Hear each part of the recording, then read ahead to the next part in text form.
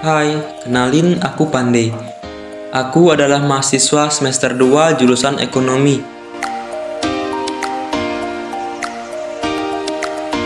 Judi online adalah andalanku di zaman yang serba gengsi ini. Di pikiranku hanya uang, uang, dan uang saja. Tak heran jika aku sangat senang main judi online. Semua barang yang aku punya itu hasil dari judi onlineku. Bahkan aku rela menggunakan seluruh uangku untuk bermain judi online. Namun entah kenapa belakangan ini aku selalu kalah saat main. Tapi aku gak pernah nyerah sih. Aku selalu main lagi, dan lagi. Walaupun kalah lagi. Hingga tiba waktunya. Duh, kok bisa ya saldoku di rekening bisa habis? Perasaan aku kalah baru-baru ini. Kok nggak terasa ya? Gimana ya? Padahal lagi pengen banget ke restoran yang baru buka di depan kampus itu. Ntar aku kalah hits lagi sama temanku yang lain.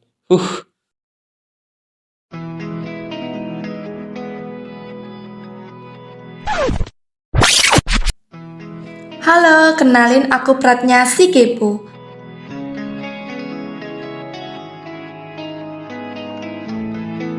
Apapun masalah temanku, aku pasti kepo banget. Tapi nggak sekedar kepo sih, aku pasti bantu semasa aku bisa. Ngelihat Pandi sedih, aku juga ikut sedih sih. Salah dia juga sih, masih aja main judi online. Padahal ada peluang yang bagus untuk menghasilkan uang.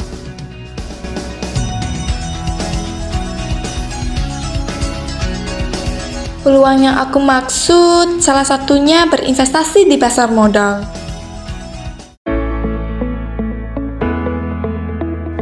Investasi di pasar modal, apa sih maksudnya? Yuk kita cari tahu.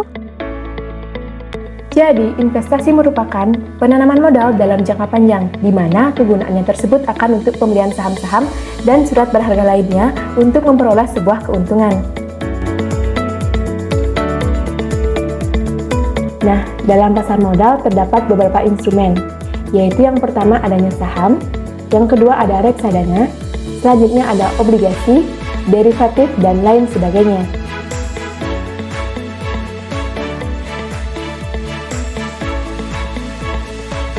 Jadi, instrumen yang pertama itu ada saham. Nah, saham merupakan bukti kepemilikan sebuah perusahaan, di mana jika kita menginvestasikan saham kepada perusahaan A misalnya, berarti kita sekaligus sudah menyertakan modal ke perusahaan tersebut, dan sudah bisa dibilang bahwa kita memiliki saham di perusahaan tersebut.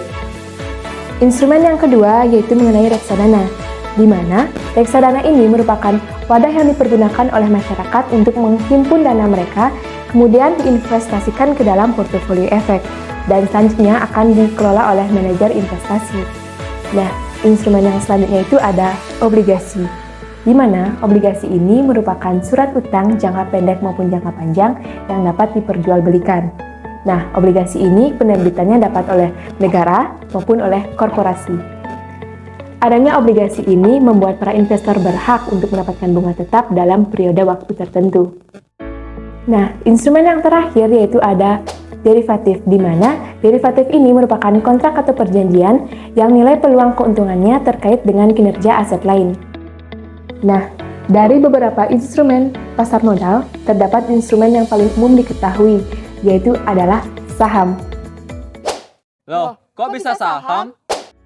Bisa dong, karena saham merupakan instrumen investasi yang paling banyak diminati para investor. Kenapa? Karena dalam saham itu terdapat dua keuntungan yang menarik, di antaranya ada dividen dan capital gain. Nah, dividen merupakan pembagian laba sebuah perusahaan. Saat kita mempunyai saham di sebuah perusahaan tersebut, dan perusahaan tersebut membagikan laba, maka kita akan mendapatkan keuntungan dari perusahaan tersebut. Yang kedua, adanya capital gain. Capital gain merupakan selisih harga jual dan beli, di mana saat kita membeli harga saham di angka 3.000 dan kita menjualnya di angka 4.000, tentu saja kita akan mendapatkan keuntungan 1.000 per sahamnya.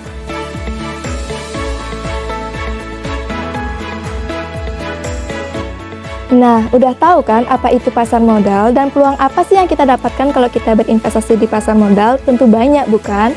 Lihat Pandi yang sekarang, dia udah nggak judi online lagi demi sensasinya. Tapi demi sensasi dia rela berinvestasi. Belajarlah sedini mungkin, karena investasi ilmu itu sangat penting. Jika ilmu sudah kamu investasikan, maka apapun bisa jadi apapun. Jadi, gimana nih? Masih mau pilih sensasi atau investasi?